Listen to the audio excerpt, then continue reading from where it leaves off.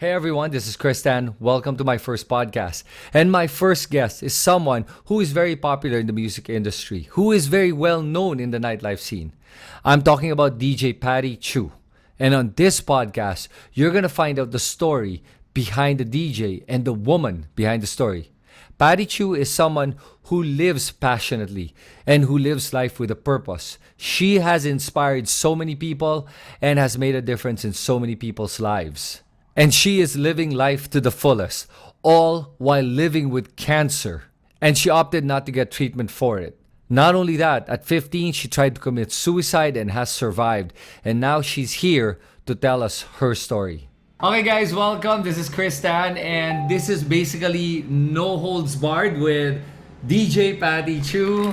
Patty, say hi to everyone. Hey guys! You know why I always put this instead of this? Because we are going to Web3. Yung pa rin. Oh, yung pala yun. Oh my God. So I met Patty because of a Web3 fest that just happened recently. And nag-connect kami doon eh. Kasi sabi ko, this girl is so awesome. She's into Web3. She's a DJ. And after that, I was like, sige, I want to talk to her. And when I found out more about your story, that's what blew my mind. Yeah. So I want to get into it right away. Yeah. You know what got me interested in inviting you to talk here? When you said, I asked you, ba't ang energetic mo? What's this energy coming from? And then you told me what it is. And for the ones that don't know. I think also, parang how it originated was, sabi mo parang di ka natutulog. Kasi parang palaging green active palagi yung DM sa Instagram. Because I followed Chris first. I really looked for him. Because I was like, this guy is so fucking awesome, like his energy, without me talking in the panel of in Web3 Fest, in the debate that we were together with. Ano siya eh, nararamdaman ko yung init, yung apoy sa kanya, nahahawa ako. Sa sobrang hawa ko, nung turn ko na, nawala ako sa sarili ko. Ang galing kasi ni Chris eh.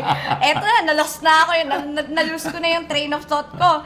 So anyway, parang it rained and then we had to take a pause on the debate. And then I played, I DJ'd. I couldn't find him, but I wanted to talk to him pa. I still wanted to like connect with him because I don't know, I felt like I could talk to this guy. And I'm very big in male energy because I lost my dad in 2016. Oh wow. Yes. Sorry to hear that.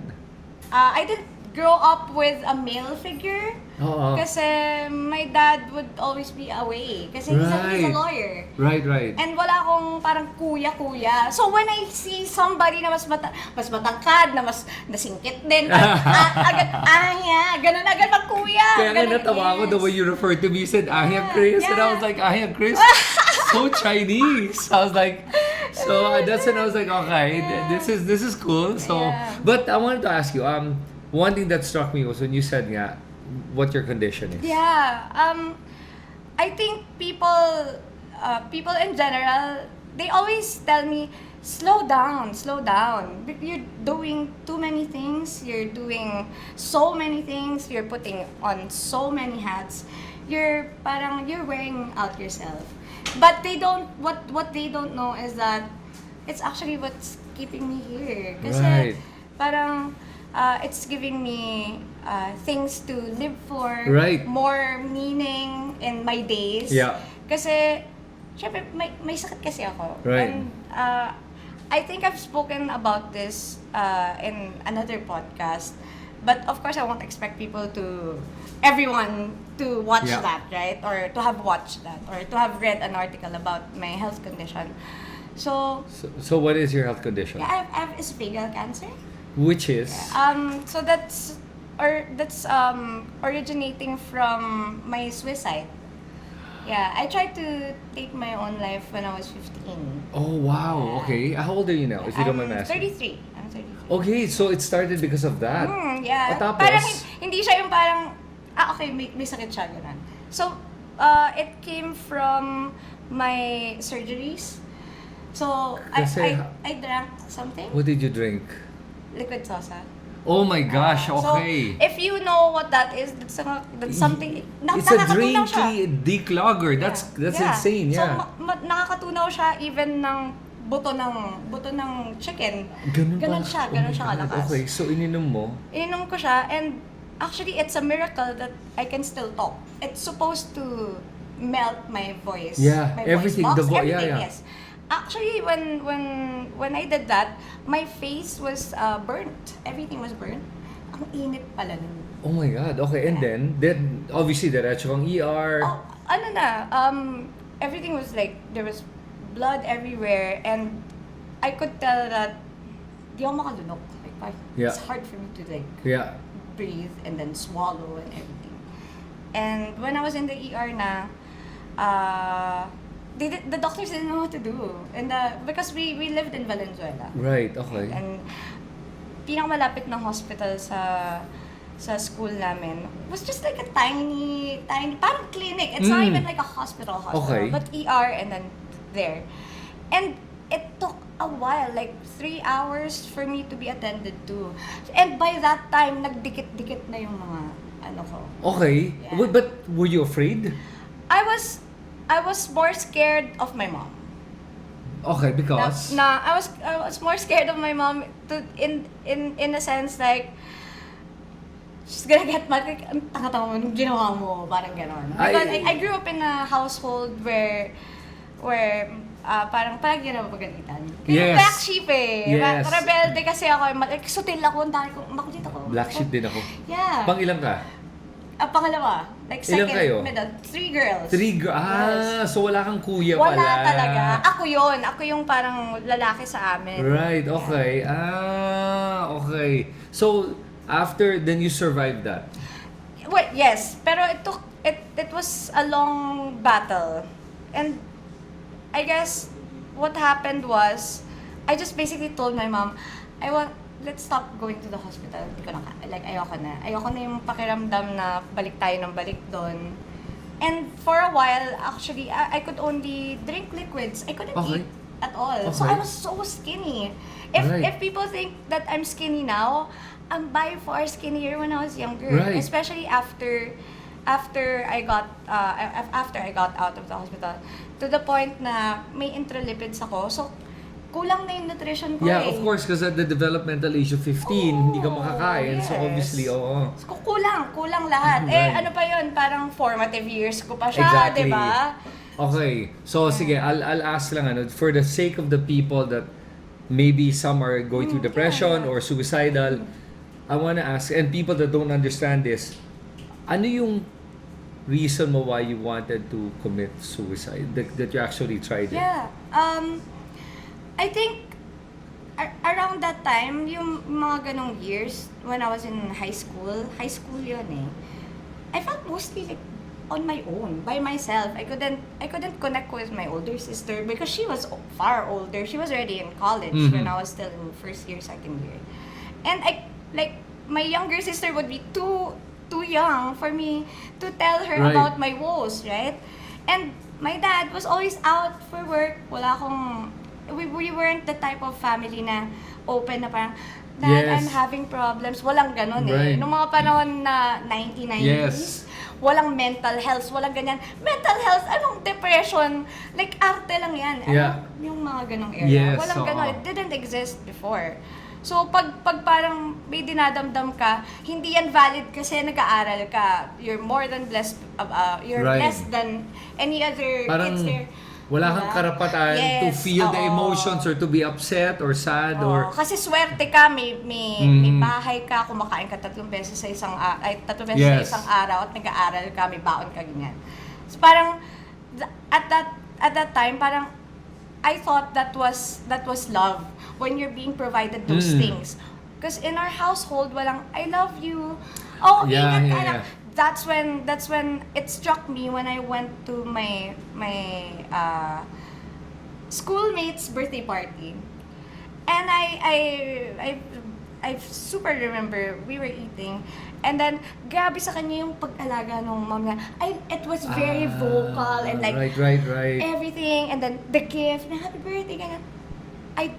I didn't have that because parang I guess my mom didn't know how to raise us kasi You know, speaking of raising families, I always find na parang it's weird for me na to be a doctor, you need 10 to 20 years education, and then residency. To be an architect, you need that. And why is that?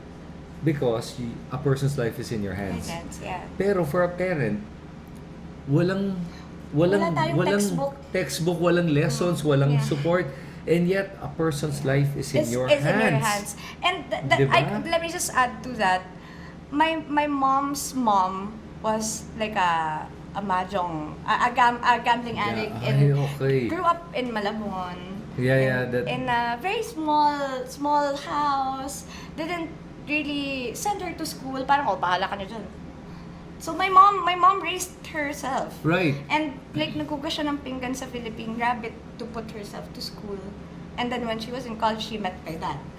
My dad was already a lawyer when she met my mom. When he met my mom. Okay. Wow. Okay. So okay, fast forward tayo. So when did you?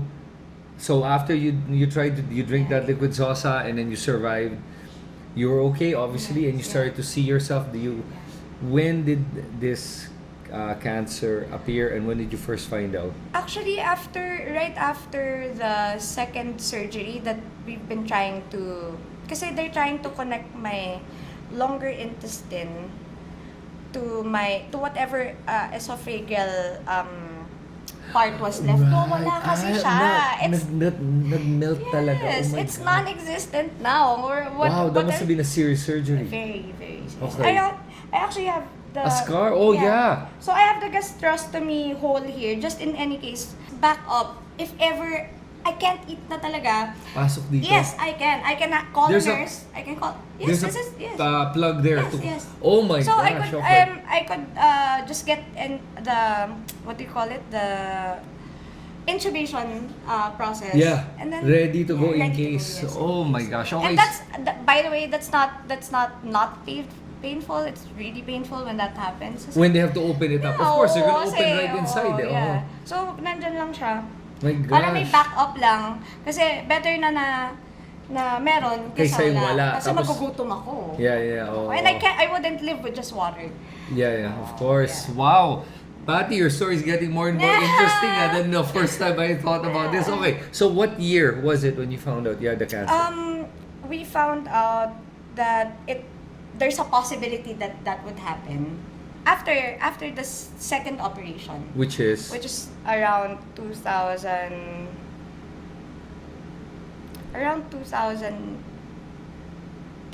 I know 2009 actually. 2009. wow. Yeah, Ang tagal na. tagal na. There's a possibility that it's gonna build. So, okay lang. Sabi namin, bata ka pa anak, yung mga parents ko, Yeah. bata ka pa anak, hindi yan, mawawala yan, ganyan. So ako parang, okay, like, went on with my life, tried to study again, Yeah. tried to go back to school. School is just like a waste of time for me. And sabi ko, hindi talaga ako para dito. I feel sad here. I feel like I don't belong. Okay. I feel like I was a lot smarter than the people that was around me when I was younger. Normally, by the way, geniuses hate school. No, I'm not kidding. No, I'm not kidding. Normally, geniuses hate school and they don't do well in school. I don't know if you know that. They get bored with school. It's too, parang, too much. Why do I have to do this? Diba ganon? So you're possibly a genius. Which also is why probably you're facing a lot of emotional problems. Yes. So, and which explains your creative side. Yeah. Yeah, so usually ang very creative people, I don't know if you know this, have high IQs. Oh, wow. Yeah, musicians, yung mga magaling mag-play without reading notes. Yeah, Or, I know how to play the piano without knowing what Yeah. the Then C that means you're probably a high IQ person. Yeah, that's maraming ganun. If you didn't know that, now you know. I told you I was smart. Oh, di ba? Yeah, so that's a sign of super high intelligence. Okay, so sige. So 2009, matagal na pala. Yeah, tagal Okay. na. So, with that, parang, I just went on with my life. Every now and then, there would be checkups. Every now and then, there would be problems. Why Parang, can't they just take it out? Because the surgery would take from neck, from here. From here siya. So, I have the track. Oh, okay. Yeah. Oh, you have a... Yes. Okay.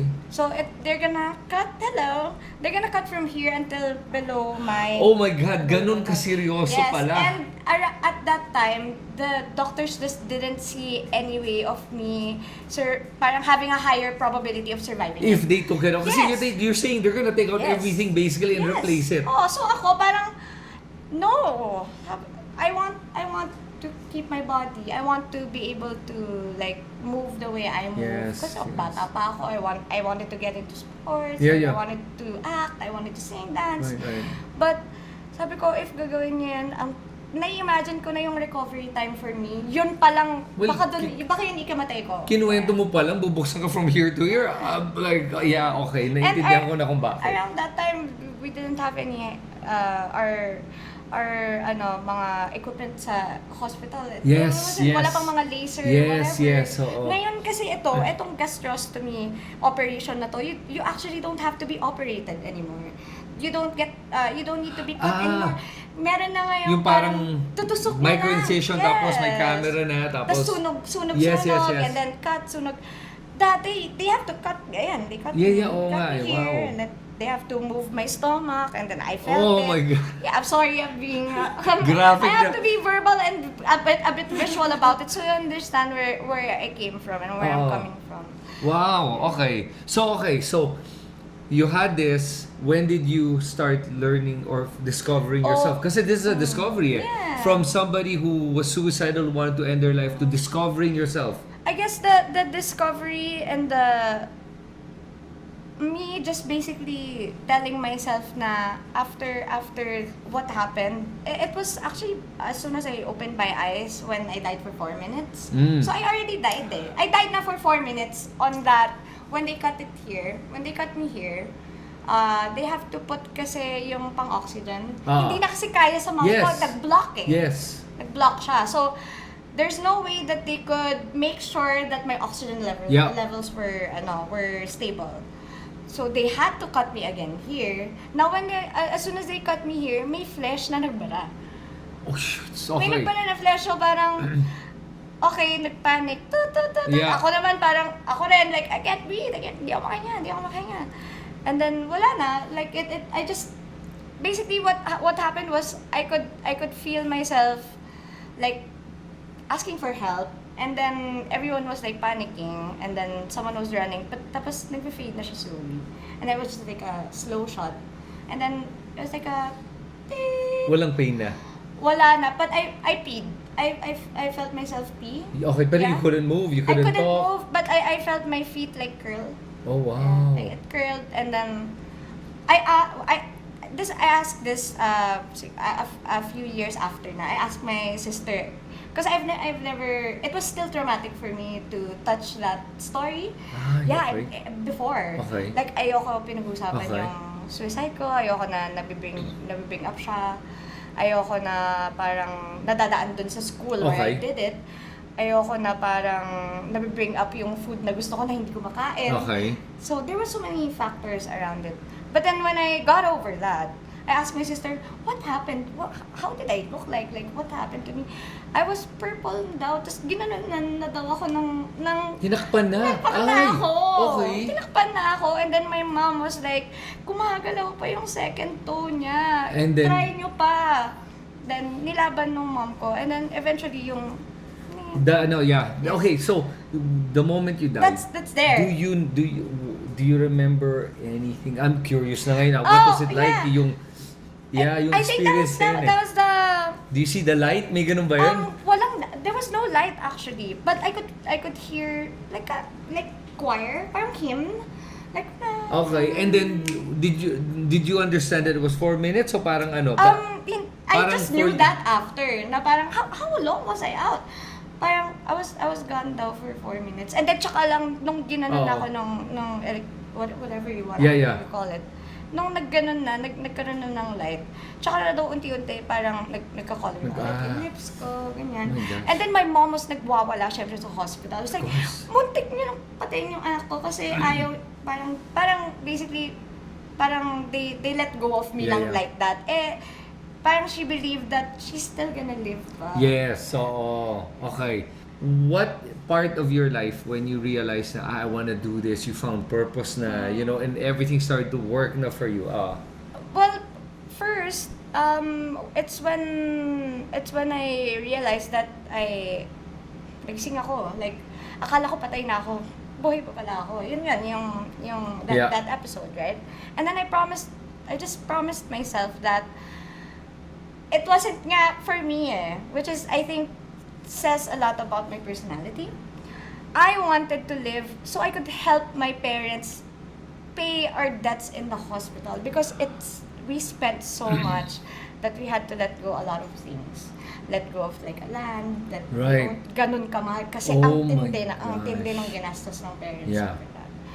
And to the point that my sister had to stop in school. Oh, Yeah. okay. So that was my drive to Pati magpagaling ka kasi kailangan mong bumawi sa kanila. You have Right. to live. You have to live. I You like have to that. live because you need to get them out of that rut. Right. And that is what I did. Every day that I lived, I tried finding ways, even without like a diploma or educational Right. background, because I dropped out there. Yes. Right. So every day I would think of ways. What am I good at? And I didn't used to speak English like this. Okay. Hindi ako marunong mag-English. Oo. Nanood lang ako ng maraming English movies. Right. So everything that I learned and know about now, every skill, every expertise that I have, that I'm utilizing, it's all based on experience. It's everyday. Real life. Yun yung drive ko kasi I have to get my parents out of debt. I have to be able to put my sister to school. I have to do this. And you did all of that. I did all of that. When were you able to pay off everything? When I first got my big break in DJing, so I joined this competition. It's called the DJ Spin-Off, What year was this? 2011. Okay. I won in 2011. Wow! Oh my God! Yeah, in 2012, we already opened for David Guetta. No way, David Guetta! Oh my God! Patty, I didn't know you were that big. Kasi I don't follow the DJ world. Pero oh my God, I know David Guetta. Yeah. So Yeah. you were the opener. Oh my So God! actually, there's a lot of us. So, but I'm the only local DJ that opened. So me, Alesso, and then Cass Alesso. James. Yes. Oh. Cass James, and then David Guetta was in the lineup. That's crazy. Yeah. Okay, that's 2012. Pero by then, sabi mo by 2012, okay. And then, what year? By 2011, bayad mo na lahat ng utang? O Hindi pa. Pero, like, You were starting na, you were nagkano earning. na ako, parang ako na yung nagbibig. I could call myself breadwinner ako eh. By 2011? Yes. Okay. How old were you then? 2011? I think, may na ako sa math eh. Pero 33 minus ano? Ano ba yun? 2011? Sabi natin 2012 na, 10 years ago. Okay.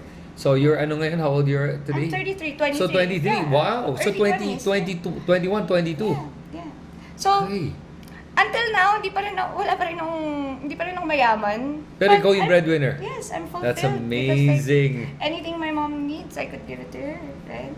Alam mo, for me, success is not about Oh, being wealth, yung mayaman. Success is being able to help. Yeah. And that you have the capacity to help others. That's what makes it amazing. That actually dawned me when I decided to be an entrepreneur while DJing, while having a career. I started dabbling myself into business in the middle of the pandemic.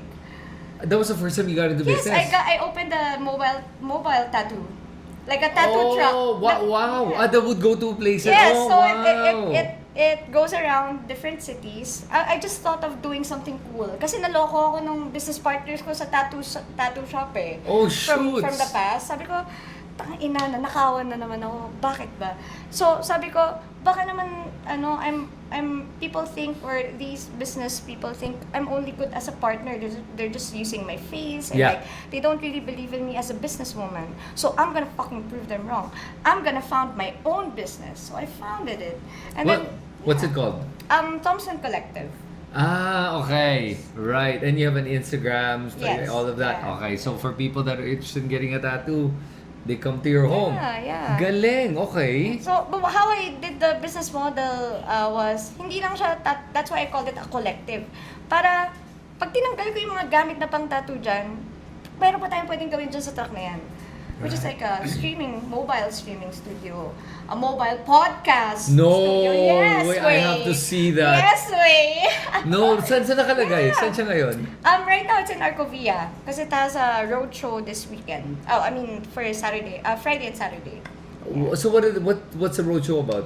The road show is about them It's for tattoos. like piercing services. Okay. Yeah. And there's also other mobile businesses na katabi niya. So yun yung theme nung event. Parang may mga mobile services na iba-ibang services. Okay, so that's this weekend. Yes. Okay, I'll pass by. I'll check it out. Okay. Wow. Okay, so that was your first foray to be an entrepreneur on your own. Yeah. Yun naman is to prove a point na parang don't just use my face. I can do more than that. Yeah. I know I'm really good at promoting a product or a service, Right. but I go beyond that because I have the wits too for it. Okay. Oh, what about sige. So that's your being an entrepreneur. That was 2 years ago, and then DJ was since 2011, winning that. Yeah. Okay, tell me about your accomplishments as a DJ. So after 2012, opening for David Guetta. My first real peak in the DJ scene was when me and my ex-girlfriend broke up. Kasi we had a duo. It's called Deuce Manila. Yes, I've heard Yes, of it. Oh my that God. was us. We opened for David Guetta as Right. me and Kat, my ex, right? So me and Kat broke up in 2015, and everybody assumed that they're not like me personally. So ako daw. Kasi I was a troublemaker eh. Masyado akong rebelde. Rebelde. Kasi hindi ako plastic. Ang dami kong sinasabi. Very vocal too. And with my actions and like facial expressions. Yeah. That girl's a bitch! Parang yun, I'm a bitch. And I'm a diva daw, ganyan. And then, so everybody assumed na wala ka marating. You're not gonna make it, you're not gonna la. Everybody's in favor of the other party. Kasi gano'n naman normally. Yes. Sa relationship, di ba? Pag Yeah. break kayo, ang friends mo mamimili yan. Yes, of course. Diba? That's a Oo. given. Diba? You don't even have to take it against them. Yeah, Ganyan lang parang okay talaga. lang. It's just the way it is. Yeah, it exactly. is what it is. Yeah. Okay, and then? So, I was like, well, it gets lonely at the top. That's what I told myself. It Wow. gets lonely at the top. And I knew that I was meant to rise regardless of the people's perception of me. Because I knew that I lived for something, and that was because I'm able to share music and I can influence people in very, very many ways, and in good ways also, which I learned along the way. Kasi syempre as a rebel nga, every now and then you're gonna be a bad person, but you don't intend to. Yes. There's just bad situations where nafa-force ka rin maging masama eh, or to say bad things, but you're not really a bad person. Yeah. Diba? I always say nga that your actions don't necessarily define you. Yes. So that's why whenever somebody does something bad, for example, somebody steals, I would say what you did is bad. You're I'm not not, saying yeah. you're bad. What you did is bad, and that's I'm very careful with words kasi if you label somebody, it sticks na eh. there. Pero if you just say to them, hindi ka ibig sabihin masama, Yeah. action mo lang to. It actually harms them more. Now that you raised it na parang masama siya, she Yes. or he's gonna keep on thinking that.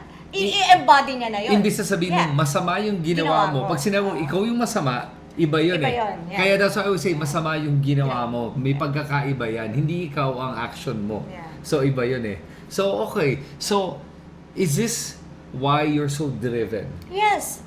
But honestly, for me, what drives me is I'm not sure when I'll be gone. Well, I'm not. Sometimes there are days when I play that I'm having a hard time already, like breathing, but I could see people like in front of me. They're dancing and the music that can do for people. Other people might think that I'm just listening to music. For me, it's deeper than that. Kasi it could change someone's mind. Yeah. Like when Yes. you listen to something, you could be angry, but it could turn it into a different situation because you heard that song and it made you calmer. Yes. And it made you understand even more, and it made you like more patient to understand the other person or something like that. Right? So it's very powerful for me. So ako parang for others parang DJing hobby, like it's not a professional thing, like it's not for a long-term thing, but it's such a powerful tool. Because imagine you can command like thousands of people by just being in front of them. Yeah. You can unite people through music. Yeah, you can change their thoughts, mental states. You can do a lot there. And no matter how different you guys are in the dance floor, you are one when you listen to this song. Yeah, that's true. Wow, lalim nun ah. That's great. Okay, so when you say na parang that's what's keeping you alive, is this parang, no, maybe say it. Maybe I'll just change the way I'm going to ask this question. I'll just be direct about it. Are you afraid of death? I'm not. I'm actually sad. That's why I'm not getting treatment or anything like that. Parang for me, the moment that I was brought back, kasi namatay na ako eh. Right. I was Yes, gone, technically, right? yeah. So I'm blessed to have all of these, like with you, Yeah. moments with you, moments with them, meeting everybody. That's why every person I meet, I make sure to make them feel something. Kasi nandito ako, yun ang role ko. Wow, Yeah. that's so. It's so seldom you hear somebody who says they're not afraid of death. I'm not afraid. I can be gone tomorrow and I'll And be happy. You'll be okay. Kasi I've fulfilled everything that I was able to do in this life. And I think even if I'm gone when I pass, I'm still gonna be around. It's because I leave remnants of myself either to people or through my art. Yeah. So would you say talaga that maybe yun ang may purpose ka? Alam mo ba, tingin mo kung ano yung purpose mo talaga? Yeah, my purpose is to make people understand what their purpose is. Yeah. Wow. Yeah. It's making them understand that bad things are supposed to happen to us. And it's okay. And it's okay. Because it gives us balance in our lives, Yeah. right? Like my mixed match socks. Right, oo nga. Her socks are mismatched. They always ask, bakit ba palaging baliktad or parang di mo minamatch? Because there should be that. There should. So I actually do that sometimes, but not often enough. It's not parang because it's aesthetic. It's to remind me that there's okay to be. It doesn't have to be in order all the time. There can be chaos and it's okay. So chaos is okay? Yes. Are you supposed to try to put order or no? What are you supposed to do with chaos? What are you supposed to do with chaos? Allow it. Just allow it. Allow it because it's gonna, it's not forever going to be chaotic, but you have to address it when you're ready. Okay. Would you say your life is chaotic right now? It's always chaotic.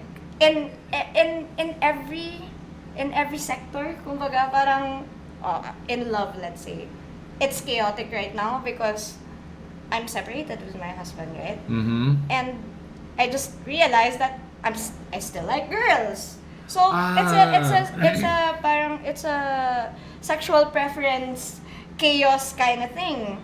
So it is chaotic, but when I'm ready, I will address it because I'm still married on paper with my husband. Right. And who knows, maybe we'll still be together. Baka kami pa rin magkatuluyan, di ba? How long were you married for? We actually got married in the pandemic. Oh, but how long were you together before you got married? 6 years. 6 years. I see. Yeah. Okay, so 6 years together, then you got married in the pandemic, and then you realized you still like girls. Yeah, and to imagine mo, because 2 years kami stuck sa bahay, kaming dalawa lang, tapos yung mga dogs namin. Tapos ako parang, this is not the life that I wanted. Like, I know I was supposed, di ba ka, yun nga ako Yeah. Yun nga yung Yes, purpose be ko. out there. Yeah, Oo. nawala yun. And, yun, parang, what happened also kasi was, of course, I'm much older than my husband on paper.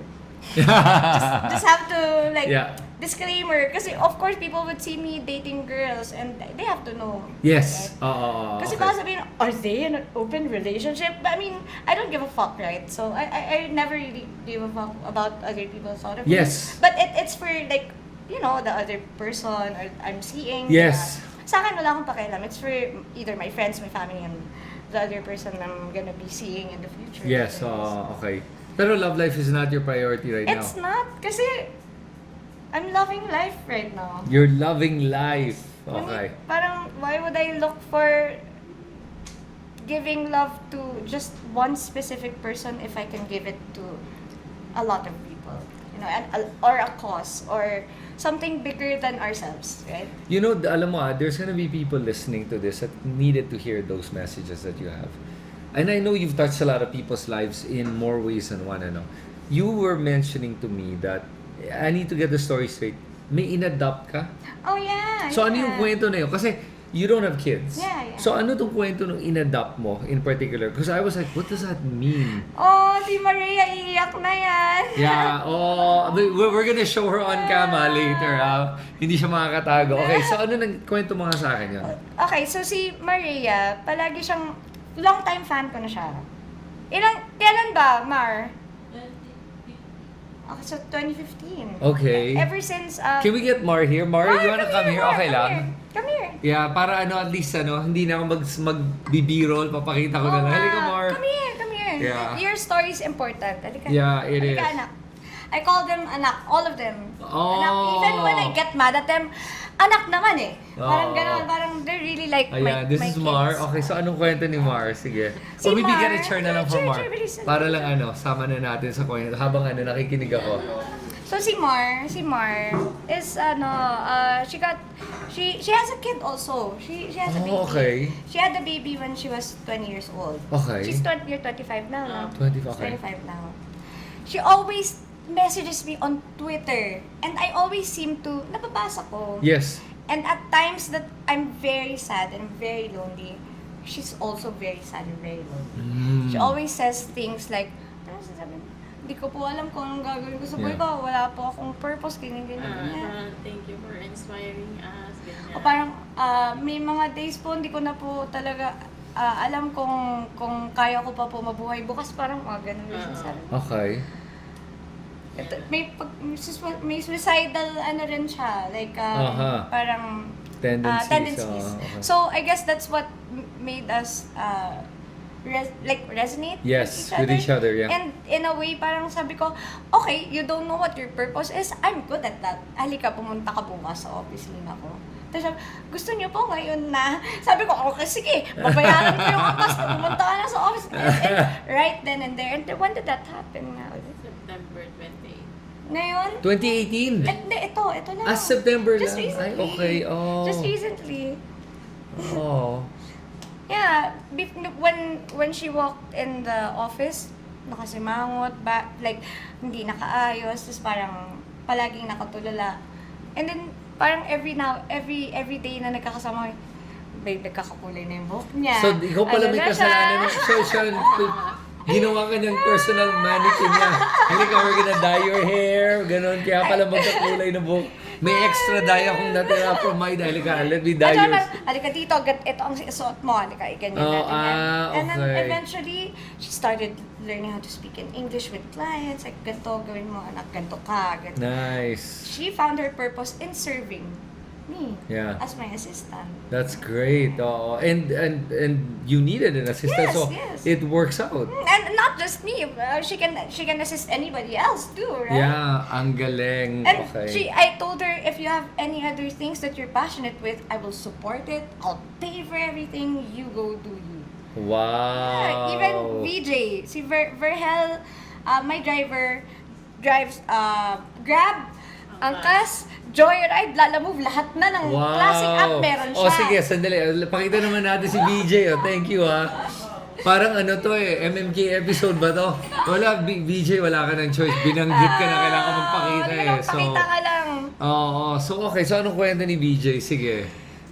Have a seat here. Ayan, para Si makita BJ ka lang. naman, ito namang batang to, sa dami ng ginagawa, hindi ko alam kung bakit nung araw na yun, nakita siya kumakain ng pagpag kasi. Like, Okay. kumain siya ng sira na food. Okay. Nakita mo? Oo, nakita Okay, ko. tapos? Kilala siya nung nag-work sa akin before. Okay. So, kailangan ko ng driver for an out-of-town gig.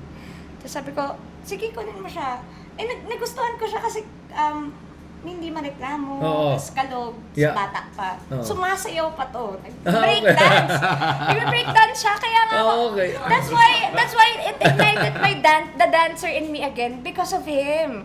That's why I'm beaming with like happiness kasi I'm surrounded with these people like they're giving me like things that I remember. Right. Kasi pag sumasayaw siya, oo nga naman, marunong din ako sumayaw. Sige nga, sayaw na nga rin ako, anak. Oo, ang galing. Tapos siya parang, ma, tara, ano tayo, b-boy tayo. So, mag-6 steps kami. Nag-breakdance na ako bigla ulit. So, like, Wow. it's for people like VJ that are giving me life. And how long have you been with Patty na? 8 months na rin, ano? 8 months na rin. Wow. Ibang-iba yung itsura niya na kinuha ko siya. Oh, so Ang inayusan ka rin niya. baduy niya pa. Ngayon, suot niya lahat ng damit ng husband on paper ko. Meron siyang personal Ken and Barbie, eto eh. Oo, kasi sabi ko, mga anak, ayusin naman natin yung ano mo, ganyan. Huwag mong itakin na ganyan. Like, May maganda nga style mo, sa Yes, totoo lang. I was like, yeah. sabi mo, yeah, so my driver and my assistant, sabi ko, ang galing ng forma nito, sabi ko. Ma-forma eh, ganda nga ng forma. At ang gustong-gusto nila is yung pag nagsisermon ako, yung sermon days ko, ang tawag nila dyan, nagte-TED Talks na naman si Mima. Nagte-TED Kasi Talks. everyday, ganyan. It's about this. No, it's not about the money. It's about the meaning of your blah, blah, blah, blah, blah. Si Mima, yung TED Talks na naman siya. Ganun. Uy, pero I believe in that. I've never looked at doing things because of the money. Oh, yeah. For me, it's always been about, I mean, it's hard naman na palaging passion. I understand. Sometimes you really need to work. Pero at the same time, if you're just working without passion, I think mahirap. mas mahirap ata yun na Diba? I'm just gonna get this target of money and profit and it doesn't mean anything. I think Yeah. that's harder, yeah. But if it means something, Yeah. the money just comes, Comes di ba? back. I believe that too. Well, you're a living proof of it. Yes, Di ba? yes. You're living your passion. I mean, DJing is... Everything that I do never had a target income. I've never fixed any And financial then it's projections. always like, whoa, Yeah. you're like, wow. Yeah, I've never studied marketing. I've never studied officially branding and advertising, but I'm into it and I understand how it works.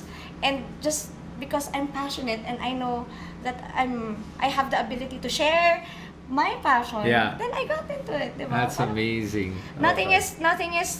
nothing is set in our lives na parang kung ano yung inaral ko, dapat yun lang siguro yung kaya kong ibigay. Yeah. No, you have to put yourself out there because you are meant to do great things only if you believe in it. Yeah, absolutely. Wow. Well, I'll tell you, one thing that I've learned to do is hindi ako nasa-stress. Ako din. Talaga, hindi ka Ako din. na-affected. Ako, kunyari parang hinahassle ako ng kliyente ko last weekend pinapa-refund ako Kasi hindi ko na-attendan yung gig kasi I was vomiting blood. Ay, okay, wow, Okay. shoots. But this fucking asshole is an asshole. I hope you watch this, you fucking dickhead. But he tried to, eventually, hindi ko nagawa yung gig, but there was a valid reason for it. Okay. And in a booking agreement form, if it's health condition, you're supposed to at least like leave 30% to the talent Okay. Yung kuha niya yung 75K. Siyempre, dami kong gastos sa companies ko, di ba? Yes. I can't just simply give you 75,000 right now. I can pull it out from some of my stuff. Yes. Pero give me time. And he's pressuring me. But I'm not worried about it because I know tomorrow something will come up in my head that will allow me to do it. Yes. Hindi ako yung parang, kinakawawa na naman ako. No, I Right. will never do that because that's not gonna get me anywhere Yep. from any solution. Right. Why would I contribute to my own problem, By right? stressing about it and Oo, crying about it and yeah. being all emotional when, Yeah. it's gonna take care of itself. You just chill. Yeah, and I know I'm a good person. I know I do good things.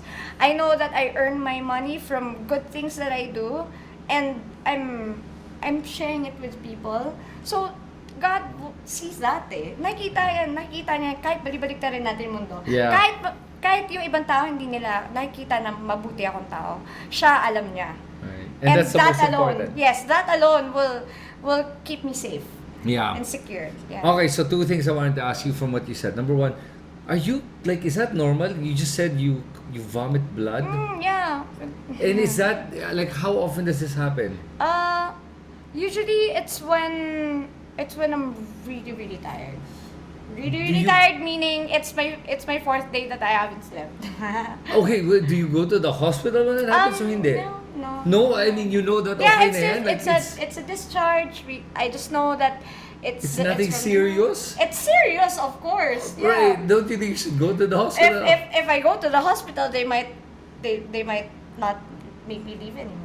They might confine me. There's a possibility they might confine me. I've signed waivers so many times, and I've paid like ER Yeah, fees yeah. and tayo na babayad ko sa ER, bibigay ko na lang sa driver ko, Right. Oh, 'di ba? wow. Ay, alam Okay. ko naman kung saan siya mapupunta. So Yeah, okay. So like, you're... I told you, right? I'm set. Anything happens to me, you know, I'm good. that's how ako naman, pag may konti pa lang akong maramdaman, I'm in Oh. ER, I'm in the hospital, and you're like, no, get me out of there, and you're Yeah. coughing blood, and you're okay with that?